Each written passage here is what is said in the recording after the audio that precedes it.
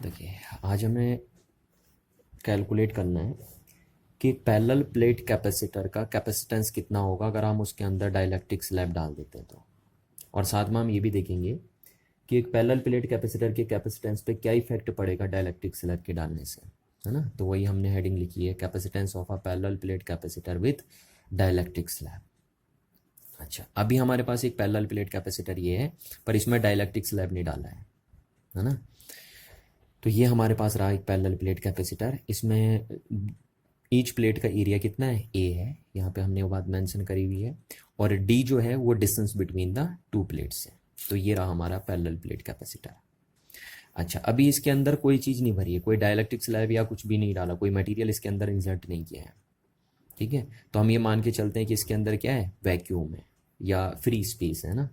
तो उस टाइम या इस सिचुएशन में जब इसके अंदर कोई डाइलेक्ट्रिक स्लैब ना डाली गई हो, तो उस टाइम इसका जो कैपेसिटेंस होता है वो हमने आपको पहले भी कैलकुलेट करके बता दिया था, और उसको मैं रिकॉल करके अगर आपको बताऊं तो वो होता था C naught equals to epsilon not A over D, है ना। इतना कैपेसिटेंस होता था इस पैरेलल प्लेट कैपेसिटर का, जिसमें डाइलेक्ट्रिक स्लैब या कोई मटेरियल अंदर नहीं डाला जाता था ना, इतना होता था।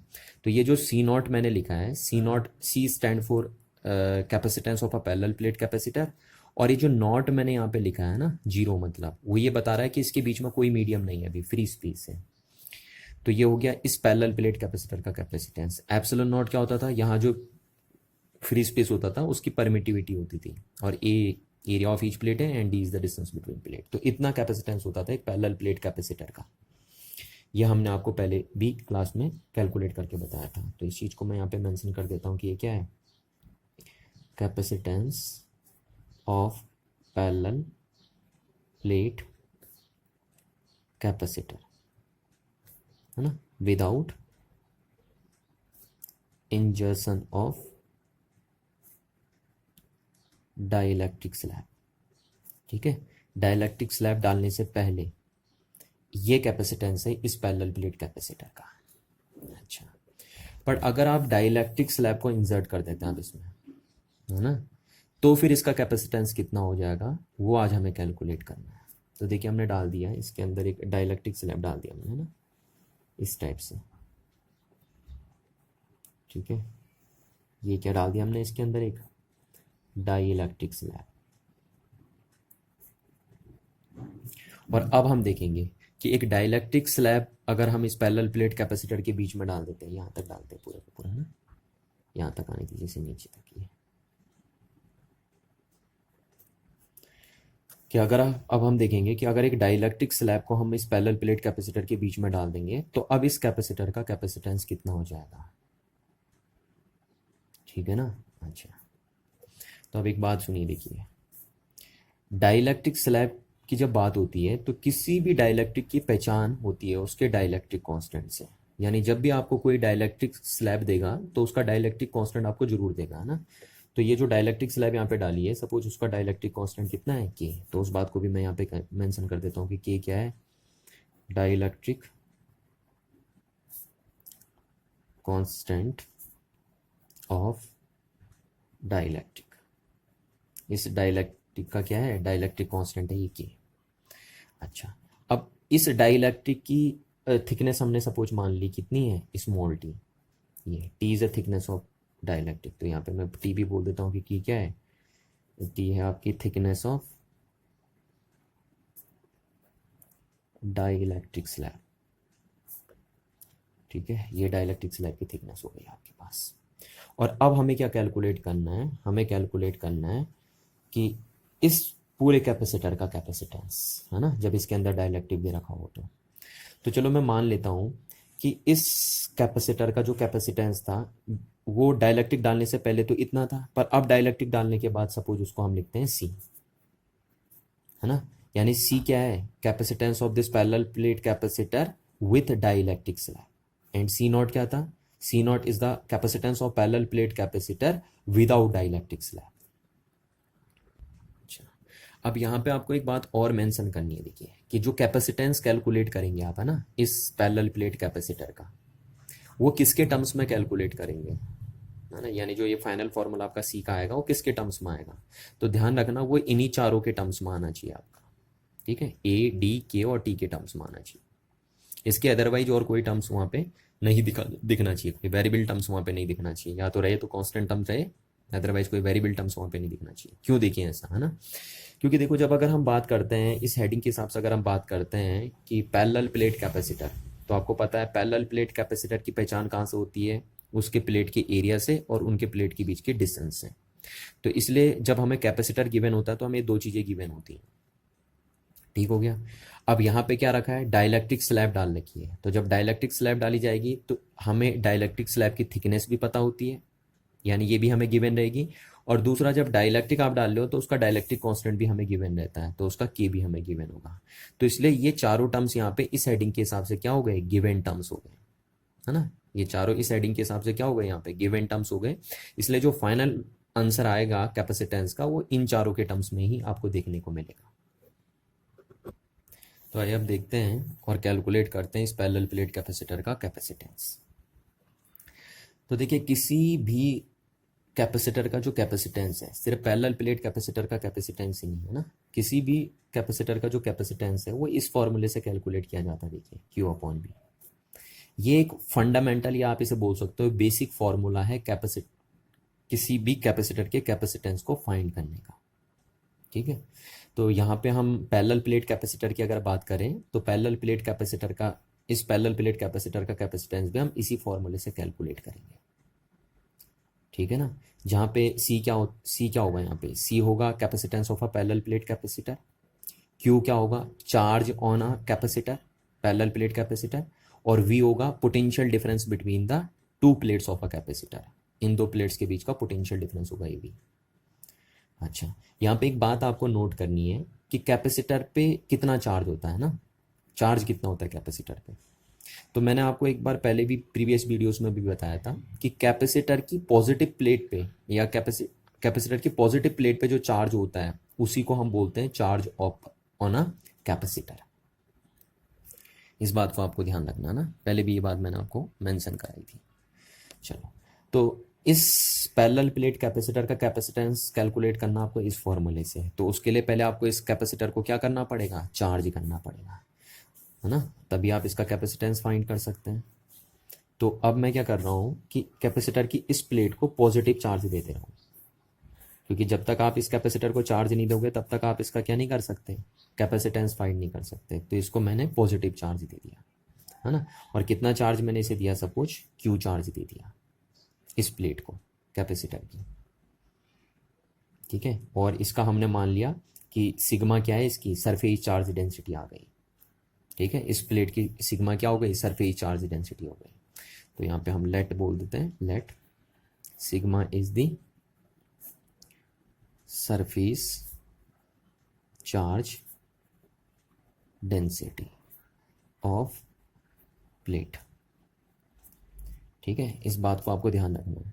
और क्यों चार्ज आप दे रहे हो, इसको मैंने लेट में इसीलिए लिखा है क्योंकि चार्ज, अगर चार्ज आप क्यों दे रहे हो, क्योंकि तभी आप कैपेसिटेंस कैलकुलेट कर सकते हो ना इस पैरेलल प्लेट कैपेसिटर का। जब तक आप उसे चार्ज ही नहीं देंगे तब तक कहाँ से कैपेसिटेंस कैलकुलेट करेंगे। तो ये दे दिया आपने। अच्छा, तो अब इस प्लेट पे कौन सा चार्ज आ जाएगा कैपेसिटर के, इस प्लेट पे नेगेटिव चार्ज आ जाएगा, है ना।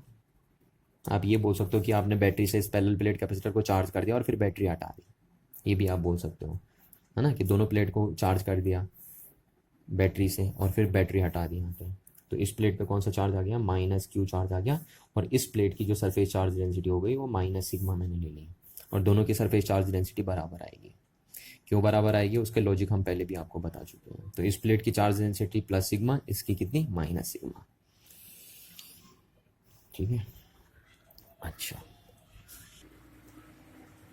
तो इस plus sigma surface charge density और minus sigma surface charge density के कारण क्या बन जाएगा, यहाँ पे एक इलेक्ट्रिक फील्ड बन जाएगा, है ना, ये यहाँ पे एक इलेक्ट्रिक फील्ड बन जाएगा इस पॉजिटिव चार्ज और इस नेगेटिव चार्ज की वजह से, और उसको हम यहाँ पे ई नॉट लिख देते हैं। तो इसको भी मैं लेट करके लिख देता हूँ कि let E not is the applied electric field, applied electric field, ठीक है।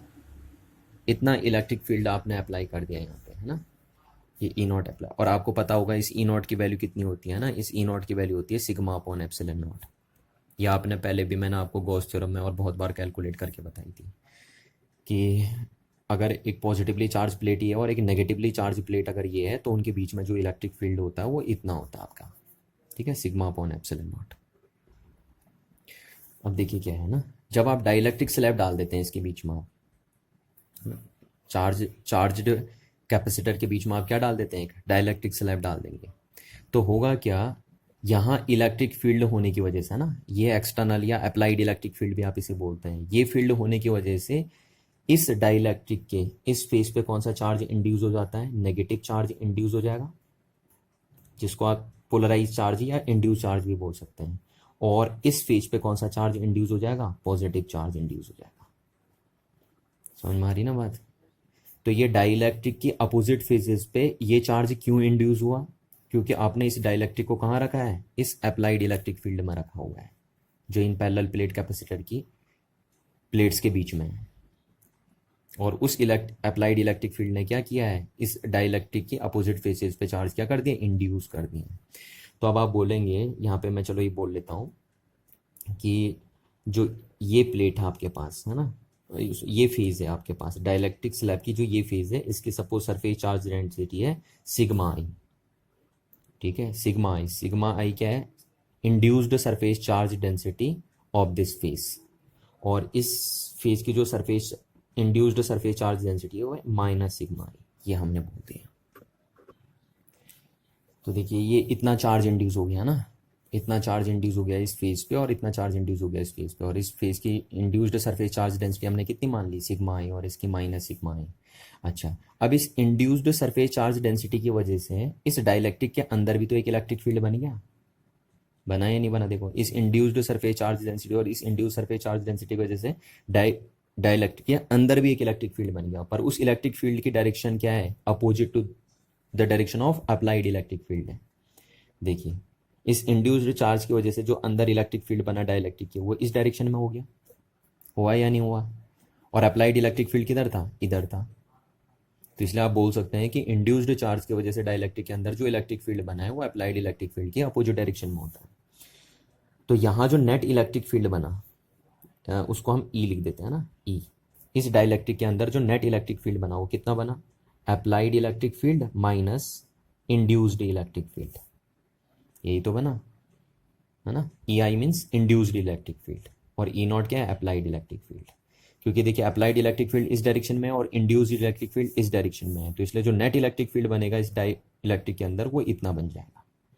अच्छा, इसको आप ऐसे भी लिख सकते हैं, देखिए इसको क्या बोलते थे आपको, मैंने प्रीवियस वीडियो में बताया था, इसको आप net electric field inside a dielectric भी बोलते थे, और reduce value of electric field inside a dielectric भी बोलते थे आप।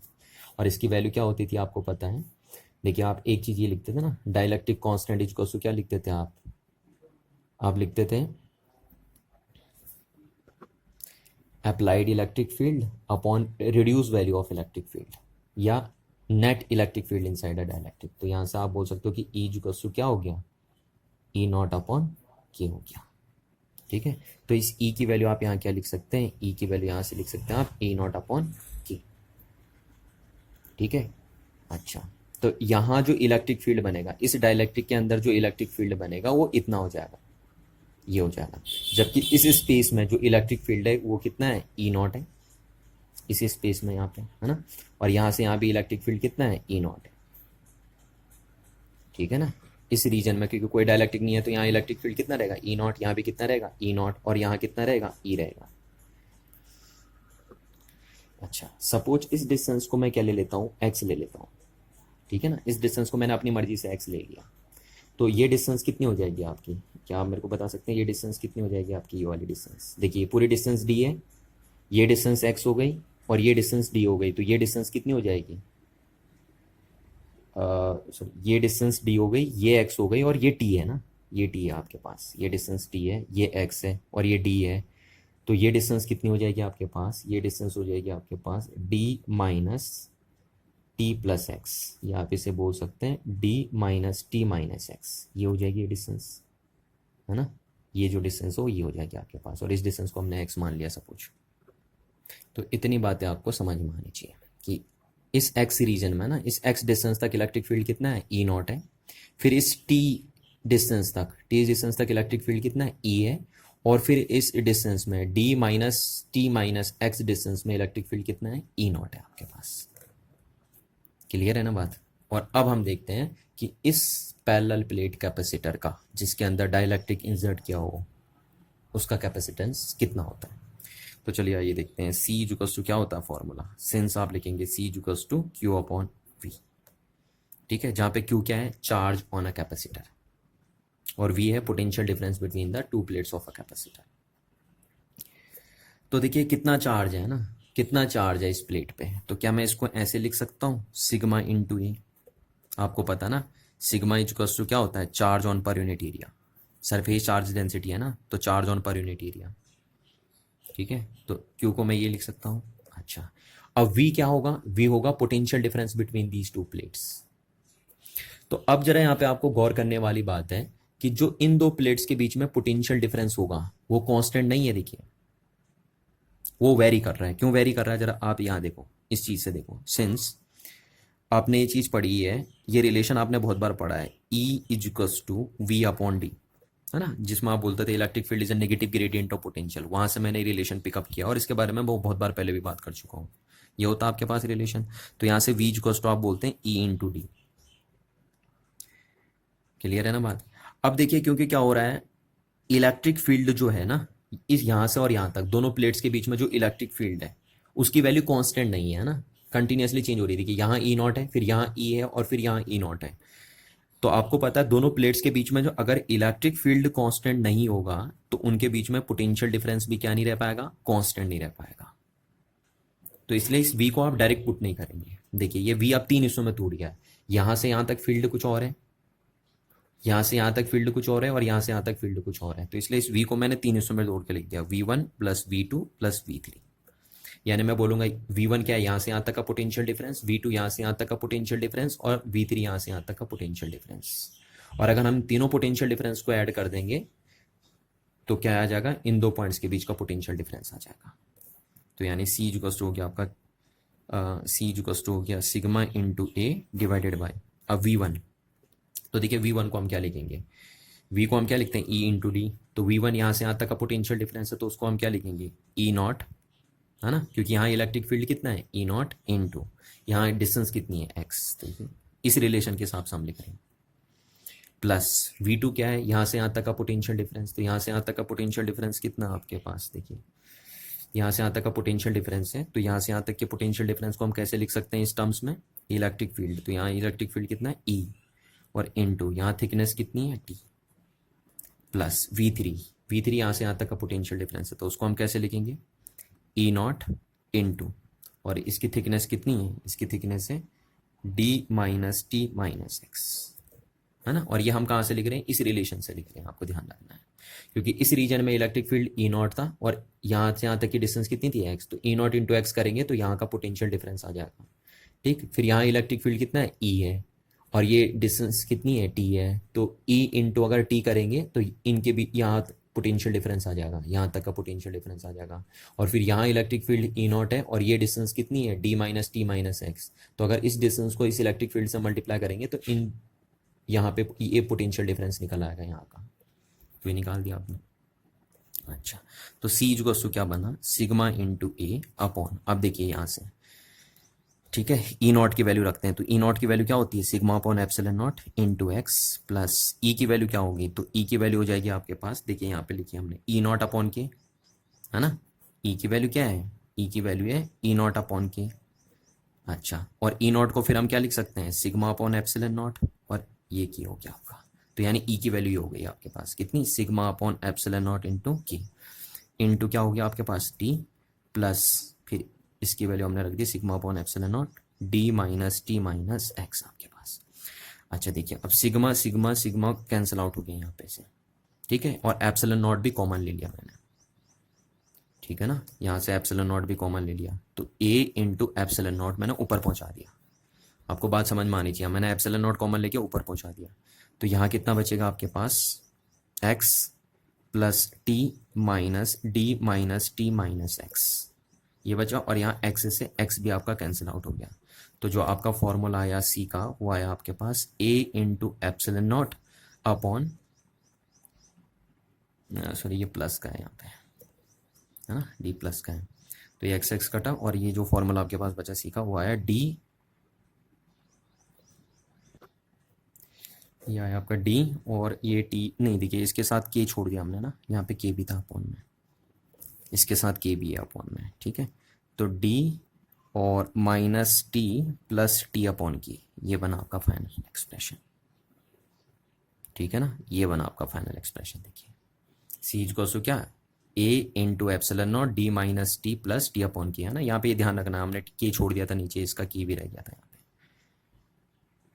तो इतना बना। तो देखिए मैंने आपसे यही कहा था ना कि जो फाइनल एक्सप्रेशन कैपेसिटेंस का आएगा वो इन्हीं के टर्म्स में आना चाहिए। देखिए बस यहाँ पे एक टर्म एक्स्ट्रा एप्सिलॉन नॉट, तो उससे कोई फर्क नहीं पड़ता क्योंकि वो तो कांस्टेंट टर्म्स है नहीं। तो देखिए फाइनल एक्सप्रेशन इन्हीं के टर्म्स में आ रहा है, ये जो चार मैंने बताए थे आपको।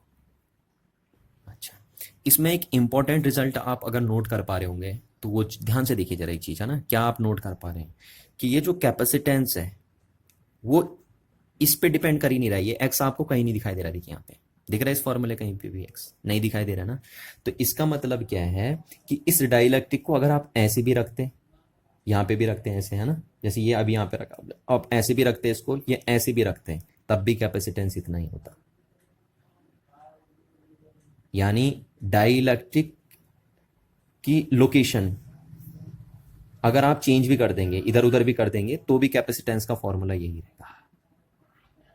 यानी डाइलेक्ट्रिक की जो लोकेशन है वो उस पर डिपेंड नहीं करता है कैपेसिटेंस पैरेलल प्लेट कैपेसिटर का।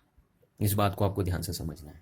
तो इसलिए इस डाइलेक्ट्रिक की अगर आप लोकेशन यहाँ से उठा के यहाँ भी रख देंगे ऐसे करके, तो भी कैपेसिटेंस इतना ही आएगा। देखिए तो आगे बढ़ाते हैं इसको। देखिए आपके पास क्या है फॉर्मूला कैपेसिटेंस का निकल के, कैपेसिटेंस का फॉर्मूला आ गया आपके पास epsilon not A upon D minus T plus T upon K, है ना। यही फॉर्मूला होता है एक पैरेलल प्लेट कैपेसिटर का, जब उसके अंदर क्या रखा रहता है, एक डाइलेक्ट्रिक डाला रहता है। तो अब इसमें देखिए हम स्पेशल केस बनाते हैं, है ना, स्पेशल केस। देखिए क्या है वो स्पेशल केस आपके पास, कि अगर आप बोलेंगे कि if T equals to D हो गया, यानी आपने डाइलेक्ट्रिक को फुल्ली या होली क्या कर दिया, इंसर्ट कर दिया। ये अभी तक तो आपने सिर्फ इतना रखा था ना, अगर आपने पूरा डाइलेक्ट्रिक ऐसे इंसर्ट कर दिया तो यानी टी किसके बराबर हो गया, अगर डी के बराबर हो गया, ये सिचुएशन अगर बन गई, इसको हम ये भी बोल सकते हैं कि ये क्या है, when dielectric is Holi inserted, ठीक है, यानी जब डाइलेक्ट्रिक को पूरा डाला जाता है तो, ठीक, तब उसका कैपेसिटेंस कितना होगा।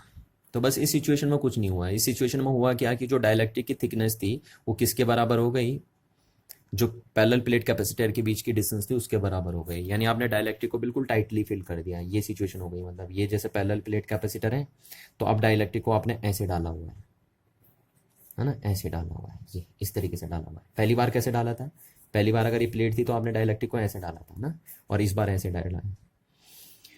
तो ये हो गया आपके पास। और इससे एक चीज़ और फायदा होगा, देखो अगर आप डाइलेक्ट्रिक को ऐसे टाइटली फिल करते हो पैरेलल प्लेट कैपेसिटर के बीच में, तो इससे क्या होता है, जो पैरेलल प्लेट कैपेसिटर होते हैं उनको रिजिडिटी मिलती है ना, मजबूती मिलती है, सपोर्ट देता है एक तरीके से। तो आप ये भी बोल सकते हो कि डाइलेक्ट्रिक डालने का एक फायदा ये भी होता है कि सपोर्ट मिल जाता है आपको पैरेलल प्लेट कैपेसिटर की प्लेट्स को।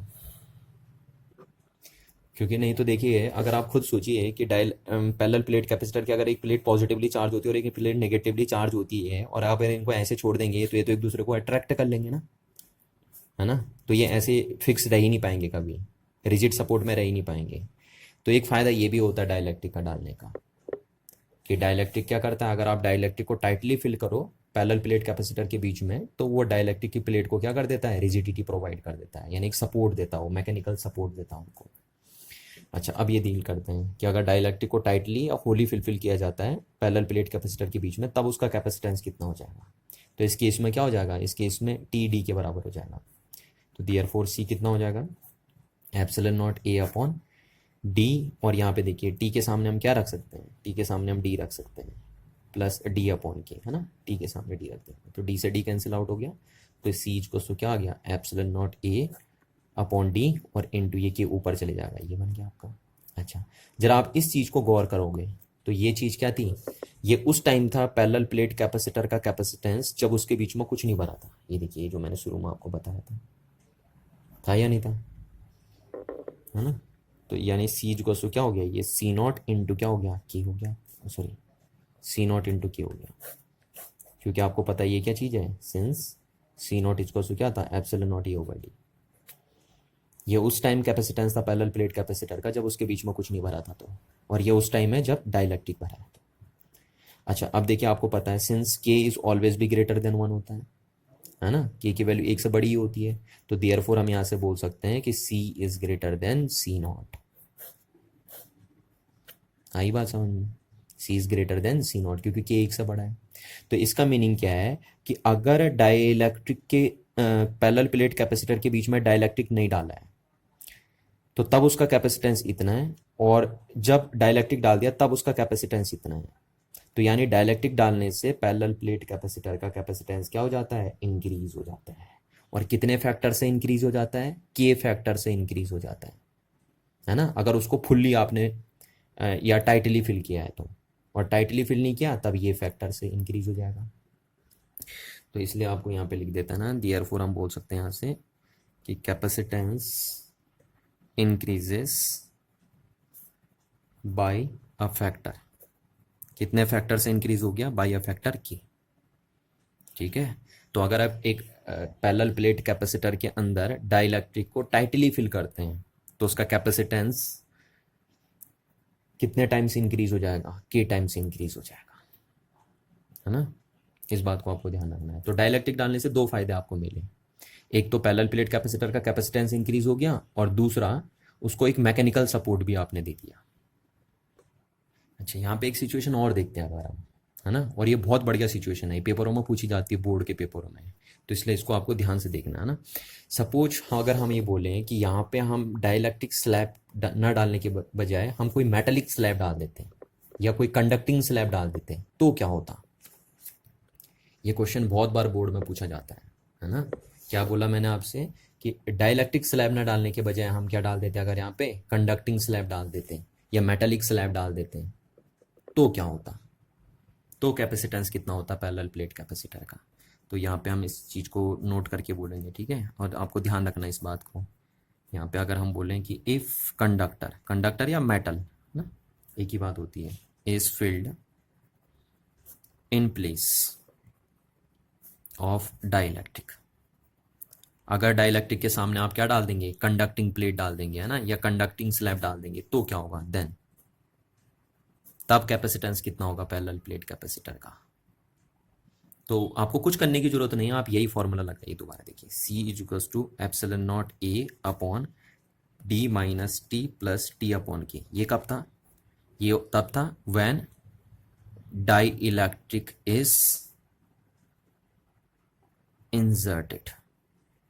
ये उस टाइम पैरेलल प्लेट कैपेसिटर का कैपेसिटेंस था जब आपने उसके अंदर क्या किया था, डाइलेक्ट्रिक किया था और पार्शियली फिल किया था डाइलेक्ट्रिक को, उस टाइम ये पैरेलल प्लेट कैपेसिटर का कैपेसिटेंस था। ठीक है, पर अब हम यहाँ क्या कह रहे हैं कि हमने डाइलेक्ट्रिक के सामने डाइलेक्ट्रिक ना डाल के क्या डाल दिया, कंडक्टर डाल दिया, तो पैरेलल प्लेट कैपेसिटर का कैपेसिटेंस कितना होगा। ठीक है, तो आपको पता है, बस कुछ नहीं करना, इस फॉर्मूले में क्या करना है, क्योंकि आपको पता है, देखिए सिंस के फॉर कंडक्टर, कंडक्टर के लिए के कितना होता है, ये मैं आपको प्रीवियस वीडियो में भी बता चुका हूँ कि कंडक्टर के लिए के की वैल्यू इनफाइनाइट होती है ना। क्यों होती है, वो प्रीवियस वीडियो में हम डिस्कस कर चुके हैं इसको, कि कंडक्टर के लिए के की वैल्यू क्या होती है, इनफाइनाइट होती है। तो बस इसी फॉर्मूले में अगर मैं के के सामने इनफाइनाइट रख दूं तो क्या हो जाएगा, ये तब ये फॉर्मूला कन्वर्ट हो जाएगा capacitance of a parallel plate capacitor when a conducting slab is filled between the plates of a capacitor. तो अब अगर आप इस फॉर्मूले में लगा देंगे तो C equals to epsilon not A upon D minus T plus T upon infinite, है ना, के सामने इनफाइनाइट रख दिया हमने। तो अब ये कैपेसिटेंस हो गया किसका, पैरेलल प्लेट कैपेसिटर का, जब उसके अंदर क्या रखा है, कंडक्टिंग स्लैब रखी है, और ये कब था, जब डाइलेक्ट्रिक स्लैब रखी है। तो इसको आप बोल सकते हैं व्हेन क्या है, जब कंडक्टिंग स्लैब इज इंसर्टेड। ये बन गया। तो बस उसी में हमने ना, इसी फॉर्मूले में हल्का सा मॉडिफिकेशन कर दिया बस कि के सामने अगर इन्फानेट रख दो आप इसी फॉर्मूले में, तो तब ये किसके लिए कन्वर्ट हो जाएगा, capacitance of a parallel plate capacitor when a conducting slab is inserted between the plates of a capacitor, उसके लिए कन्वर्ट हो जाएगा। तो सी कितना आ गया, सी स्टैंड फॉर कैपेसिटेंस, और ये स्मॉल सी मतलब उसके अंदर कंडक्टिंग स्लैब डाल रखे आपने, तो epsilon not A upon D minus T हो ना, और ये कितना हो गया देखिए, टी अपॉन इन्फिनिटी, तो समथिंग अपॉन इन्फिनिटी जीरो होता है, तो ये बन गया आपका। तो इतना कैपेसिटेंस आ जाएगा आपका पैरेलल प्लेट कैपेसिटर का, जब उसके अंदर क्या भरा हो, कंडक्टिंग स्लैब डाली हो। और ये उस टाइम होगा पैरेलल प्लेट कैपेसिटर का कैपेसिटेंस जब उसके अंदर क्या डाली हो आपने, डाइइलेक्ट्रिक स्लैब डाली हो। अच्छा, इसी चीज में आप गौर कर पा रहे हैं कि कौन सा कैपेसिटेंस ज्यादा है ना, जब कंडक्टिंग स्लैब डाली जाती है, जब डाइइलेक्ट्रिक स्लैब डाली जाती है। तो आपको पता है, ये देखो इसमें तो ये ऐड हो रहा है ना, एक्स्ट्रा हो रहा है, नहीं हो रहा है एक्स्ट्रा ऐड, तो ये यानी ये चीज बड़ी है।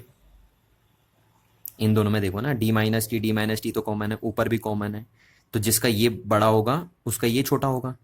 तो ये देखिए इसमें ये एक्स्ट्रा ऐड हो रहा है, तो इसका मतलब ये फैक्टर ज़्यादा बड़ा है, ये फैक्टर बड़ा है, तो ये छोटा हो जाएगा। तो इसलिए हम बोल सकें कि सी क्या हो जाएगा, बड़ा हो जाएगा, और सी डी क्या हो जाएगा, ये हम यहाँ से बोल सकते हैं C is greater than C D. क्यों, क्योंकि इसमें ये एक्स्ट्रा ऐड हो रखा है, आपको समझ में आ रही बात। तो यहाँ से एक बहुत इंपॉर्टेंट कंक्लूजन निकल के आया है, देखिए ना, क्या बढ़िया कंक्लूजन निकल के आया, देखिए कि यानी अगर आप एक डाइलेक्ट्रिक स्लैब डालेंगे और एक कंडक्टिंग स्लैब डालेंगे, तो किस सिचुएशन में ज़्यादा इंक्रीज होगा कैपेसिटेंस पैरेलल प्लेट कैपेसिटर का। तो यहाँ से आपको नजर आ रहा है कि पैरेलल प्लेट कैपेसिटर का कैपेसिटेंस तब ज़्यादा इंक्रीज होता है जब आप क्या करते हैं, कंडक्टिंग प्लेट डालते हैं पैरेलल प्लेट कैपेसिटर के बीच में, as compare to dielectric slab. ठीक है ना, तो यानी कंडक्टिंग प्लेट डालने से ज़्यादा फायदा हो रहा है। पर अभी इसका नुकसान भी देखिए, अभी नुकसान कब देखने को मिलेगा।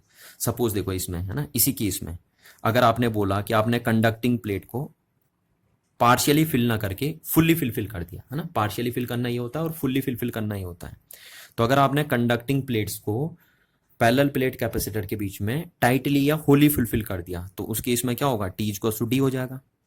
और अगर टी इक्वल्स टू डी हो जाएगा तो सी कितना हो जाएगा फिर, epsilon not A upon D minus D, और ये कितना हो जाएगा आपका, epsilon not A upon D minus D कितना हो जाएगा, जीरो, और समथिंग अपॉन जीरो कितना हो जाएगा, इन्फिनिटी, है ना। तो यानी capacitance of a parallel plate capacitor will भी कितना हो जाएगा, इनफाइनाइट हो जाएगा, जब पैरेलल प्लेट कैपेसिटर के बीच में कंडक्टिंग प्लेट क्या करी हो, टाइटली फुलफिल करी हो। ये देखिए कि कितना कैपेसिटेंस हो जाएगा उसका, इनफाइनाइट कैपेसिटेंस हो जाएगा।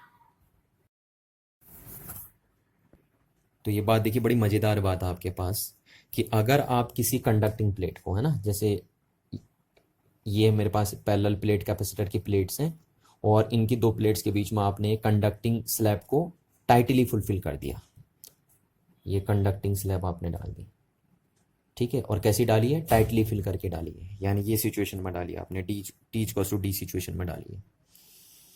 तो उस टाइम इस पैरेलल प्लेट कैपेसिटर का कैपेसिटेंस कितना हो जाएगा, इनफाइनाइट हो जाएगा।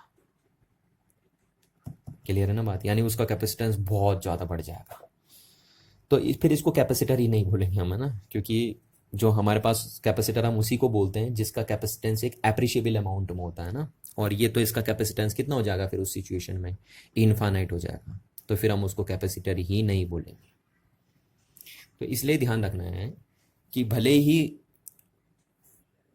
कंडक्टिंग स्लैब को डाल के ज़्यादा इंक्रीज होता है पैरेलल प्लेट कैपेसिटर का कैपेसिटेंस, बट उसका एक नुकसान भी है कि अगर आपने टाइटली फिल कर दिया कंडक्टिंग स्लैब को पैरेलल प्लेट कैपेसिटर के बीच में, तो फिर उसका कैपेसिटेंस कितना हो जाएगा, इनफाइनाइट हो जाएगा। और उस सिचुएशन में आप बोलेंगे कि जो आपका कैपेसिटर है वो क्या है, वो शॉर्ट सर्किट हो गया है, और वो स्पार्किंग करने लग जाएगा आपका, ठीक है ना, वहाँ से चिंगारी निकलने लग जाएगी, स्पार्किंग करने लग जाएगी, यानी वो आपका कैपेसिटर ना रह गया, वो डिस्चार्ज होने लग जाएगा। वो जो भी चार्ज करेगा, देखिए इधर से अगर कोई चार्ज लेगा तो यहाँ से लेकर और यहाँ लीक कर देगा इधर, क्योंकि उसकी कैपेसिटी इनफाइनाइट हो गई है। तो उस सिचुएशन में, या ऐसी सिचुएशन में जो ये सिचुएशन बनी है, उस सिचुएशन में हम बोल देंगे कि आपका कैपेसिटर क्या हो गया, शॉर्ट सर्किट हो गया है ना, और उसमें स्पार्किंग होने लग जा रही है।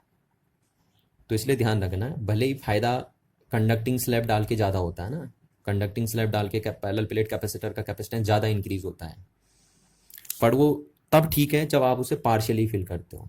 अगर आप उसे फुल्ली फिल करते हो तो फिर उसका बहुत ज़्यादा नुकसान हो जाएगा।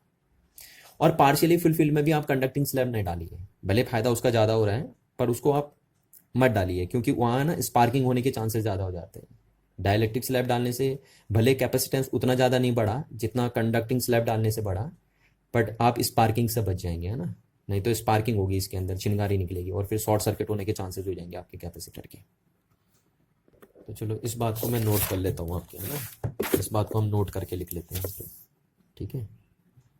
कि तो it is more advantageous to place metallic slab as compared to dielectric slab in between the plates of a capacitor.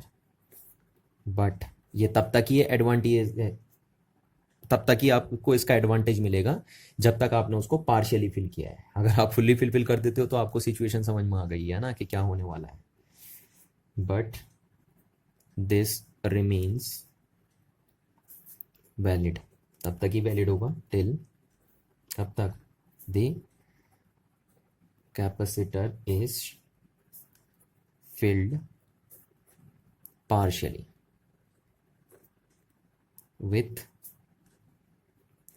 metallic slab, तब तक ही फायदा है। पर अगर आपने उसे टाइटली या फुल्ली फिल कर दिया मेटालिक स्लैब को पैरेलल प्लेट कैपेसिटर के बीच में, फिर सिचुएशन खतरनाक हो जाएगी। फिर उसका कैपेसिटेंस कितना हो जाएगा, इनफाइनाइट हो जाएगा, और उस सिचुएशन में कैपेसिटर क्या बोल जाता है, शॉर्ट सर्किट और स्पार्किंग करने लग जाता है आपका। और जितना भी चार्ज वो इधर से लेगा, यहाँ से लेगा, फिर यहाँ से क्या करते रहेगा, लीक करते रहेगा। तो इस बात को भी हम बोल देते हैं कि when capacitor is filled completely with metallic slab, then it is short circuited and gets discharged after giving a spark, है ना। स्पार्क निकालते हुए वो अपना जितना भी चार्ज उसने स्टोर कर रखा वो सब बाहर निकाल देगा, ठीक है। तो इसको हम बोल देते हैं कि एक्चुअली ये हो क्या रहा है, it will not work as a capacitor. उसको हम कैपेसिटर बोलेंगे नहीं फिर भैया ना, क्योंकि हमारे पास जो कैपेसिटर होता है उसका कैपेसिटेंस क्या होता है आपके पास, एक लिमिटेड अमाउंट में होना चाहिए। ऐसा भी थोड़ी ना कि हमें कोई कैपेसिटर बना देंगे जिसका कैपेसिटेंस इन्फाइनाइट हो जाएगा। तो अगर किसी कैपेसिटर का कैपेसिटेंस इन्फाइनाइट हो भी जाएगा तो फिर हम उसे कैपेसिटर नहीं बोलते हैं। और इस सिचुएशन में वही हो रहा है कि अगर आप डाइलेक्ट्रिक कंडक्टिंग स्लैब को, है ना, अगर आप कंडक्टिंग स्लैब को कैपेसिटर के बीच में टाइटली फिल कर देते हो तो फिर उसका कैपेसिटेंस इन्फाइनाइट हो जाएगा और फिर हम उसको कैपेसिटर बोलेंगे ही नहीं। उसका कैपेसिटेंस कितना हो जाएगा फिर, इन्फाइनाइट, और फिर उसको हम कैपेसिटर नहीं बोलते, है ना। अब चलिए इससे रिलेटेड एक न्यूमेरिकल करते हैं ना। मैं आपको एक न्यूमेरिकल और देता हूँ ताकि आपको और कंसेप्ट बिल्डअप हो ना। और इस न्यूमेरिकल को करिए आप, जो अभी कंसेप्ट हमने लिखा, find the capacitance of the following capacitor, ठीक है। ये जो कैपेसिटर मैं आपको बना रहा हूँ उस कैपेसिटर का कैपेसिटेंस आपको फाइंड करना है। तो ये है आपका कैपेसिटर, ठीक है। ये कैपेसिटर की दो प्लेट्स हैं और ये आपको निकालना है, इसका कैपेसिटेंस कैलकुलेट करना आपको, ठीक है। इस प्लेट पे ये मैंने ऐसे कर दिया, यहाँ पे ये सिचुएशन बना दी। एक डाइलेक्ट्रिक स्लैब मैंने डाली है, अब इसमें मैंने दो डाइलेक्ट्रिक स्लैब डाल दी है ना। एक डाइलेक्ट्रिक स्लैब डाली है जिसका डाइलेक्ट्रिक कांस्टेंट कितना है, K1 मैं मान लेता हूँ यहाँ पे, ठीक है। और इसकी थिकनेस हमने मान ली T1, और दूसरा डाइलेक्ट्रिक स्लैब मैंने ऐसे डाल दिया, ये डाल दिया दूसरा डाइलेक्ट्रिक स्लैब, समझ में आ रही ना बात। और इसकी थिकनेस कितनी ले लिया हमने, T2 ले ली, और इसका डाइलेक्ट्रिक कांस्टेंट कितना ले लिया, K2 ले लिया।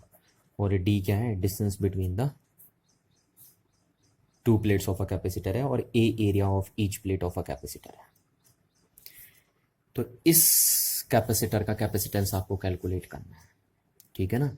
क्या क्या आपको दिया है, पैरेलल प्लेट कैपेसिटर है, उन दोनों प्लेट्स के बीच की डिस्टेंस डी है, दोनों प्लेट्स का एरिया कितना है, ए है।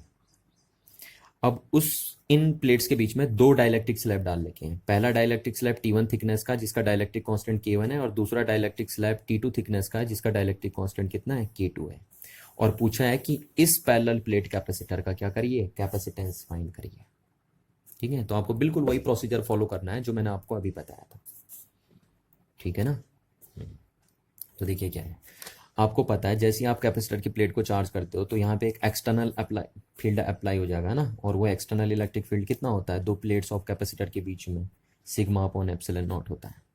तो अब अगर आप यहाँ देखोगे ये थिकनेस कितनी होगी, देखिए ये T1 हो गई, T2 हो गई, और ये पूरी D हो गई, तो ये थिकनेस हो जाएगी आपकी D minus T1 minus T2, यही तो हो जाएगी ये थिकनेस, है ना। और इस थिकनेस में जो इलेक्ट्रिक फील्ड है वो कितना है, E0 है या नहीं है। इस रीजन में देखिए, इस रीजन में इलेक्ट्रिक फील्ड कितना है, E0।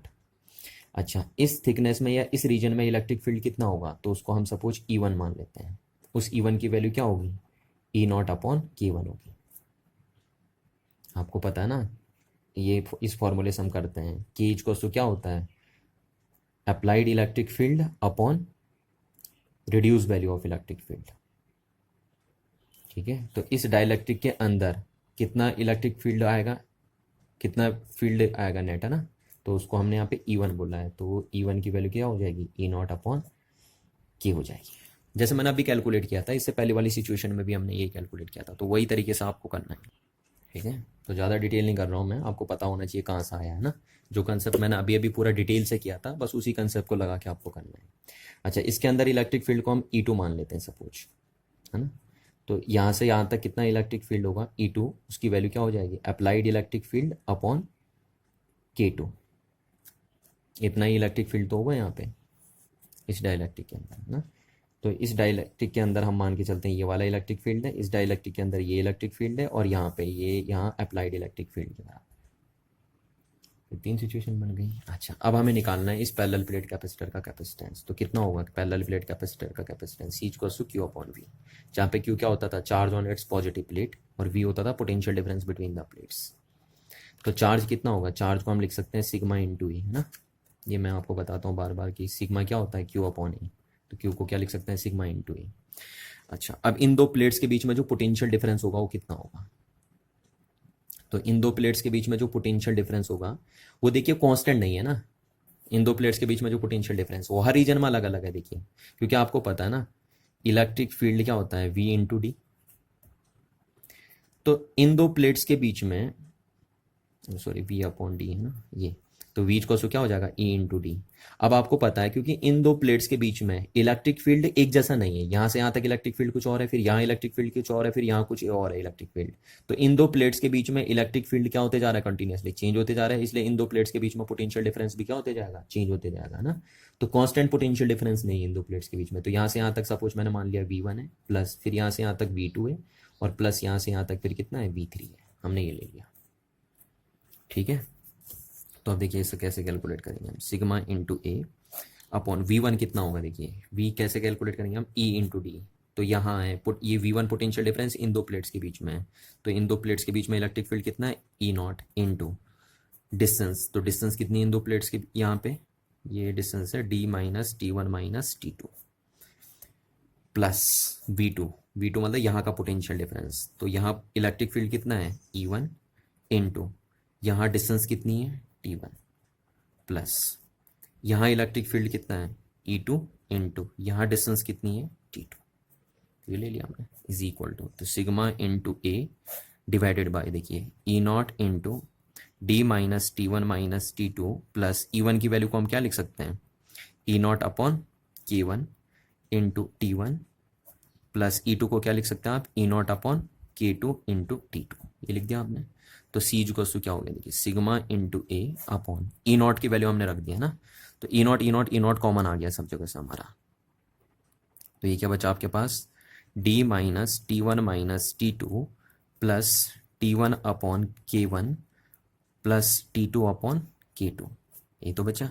अच्छा, अब C इक्वल टू क्या हो गया, देखिए चलो मैं यहीं पे रख देता हूँ ना, E0 की वैल्यू क्या रख सकते हैं हम, E0 के सामने हम रख सकते हैं सिग्मा अपॉन एप्सिलॉन नॉट, और मेरे को एक स्टेप और लिखना पड़ेगा तो मैंने यहीं पे कर दिया।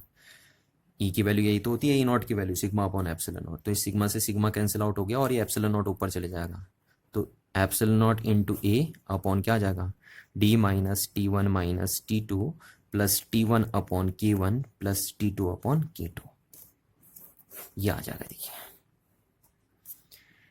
ठीक, तो वही अप्रोच मैंने लगाई है बिल्कुल, जो मैंने अभी आपको डिटेल से बताई थी यहाँ पे, है ना। ये देखिए, ये जो मैंने डिटेल से आपका प्रोसीजर किया था, सेम वही अप्रोच से मैंने क्वेश्चन किया है आपका, तो इतना आ गया आपके पास। अच्छा, अब आप देख रहे हैं, जरा ध्यान से देखिए आप, है ना, कि अगर एक डाइलेक्ट्रिक स्लैब डाली जाती है पैरेलल प्लेट कैपेसिटर के बीच में, तो उसका कैपेसिटेंस इतना होता है। गौर करिए इस फॉर्मूले को, ठीक है ना।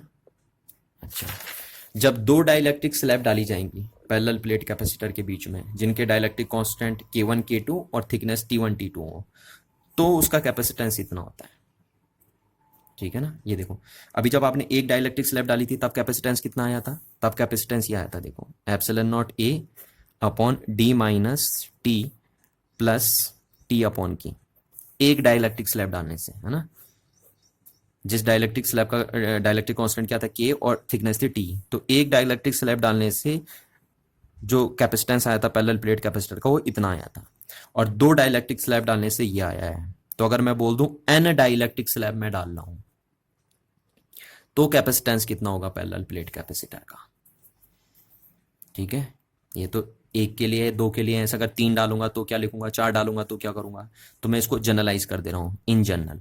ठीक, अब आपको जनरलाइज करना, देखो फॉर्मूले को, तो इन जनरल कैपेसिटेंस का फॉर्मूला क्या हो जाएगा, देखो क्या होगा, एप्सिलॉन नॉट अपॉन ए, ये तो आएगा ही आएगा ऊपर सब में, डी भी सब में आएगा, देखो डी डी माइनस, अब इसको देखो क्या है, T1 माइनस T2, यहाँ पे सिर्फ T था, यहाँ पे T1 माइनस T2, तो इसको मैंने माइनस सिग्मा टी आई कर दिया, जहां पे आई कहां से कहां तक वेरी होगा, 1 से लेकर n तक, है ना, क्योंकि आप n डाल लोगे ना, n डाइलेक्ट्रिक स्लैब डालोगे तो ये होगा, लिख सकता हूं ना मैं ऐसे। और प्लस प्लस यहाँ पे देखो क्या था, T अपॉन के, यहाँ पे क्या आया, दो डाइलेक्ट्रिक स्लैब डाले तो T1 upon K1 plus T2 upon K2, तो इसको भी हमने सिग्मा टी आई अपॉन के आई करके लिख दिया, जहां पे आई कहां से कहां तक वेरी करेगा, फ्रॉम 1 से लेकर n तक वेरी करेगा। तो ये हो गया देखिए जनरलाइज करके फॉर्मूला, ठीक है। अब इस फॉर्मूले को अगर आपको याद है, तो अगर आपको तीन डाइलेक्ट्रिक स्लैब डालनी है तो भी आप कर सकते हैं, चार डालनी है तो वो भी कर सकते हो, पांच डालनी है तो भी कर सकते हो, जितने डालनी है, ठीक है ना। ये जनरलाइज करके हमने फॉर्मूला लिख दिया। और एक बात ध्यान रखना कि डाइलेक्ट्रिक स्लैब अगर आप यहाँ डालो या यहाँ पे डालो, कोई फर्क नहीं पड़ता उसके, है ना। डाइलेक्ट्रिक स्लैब की लोकेशन से dialect capacitance of parallel plate capacitor पे कोई फर्क नहीं पड़ता, वो बात मैं आपको पहले भी बता चुका था। तो ठीक है, थैंक यू, करिए इसे।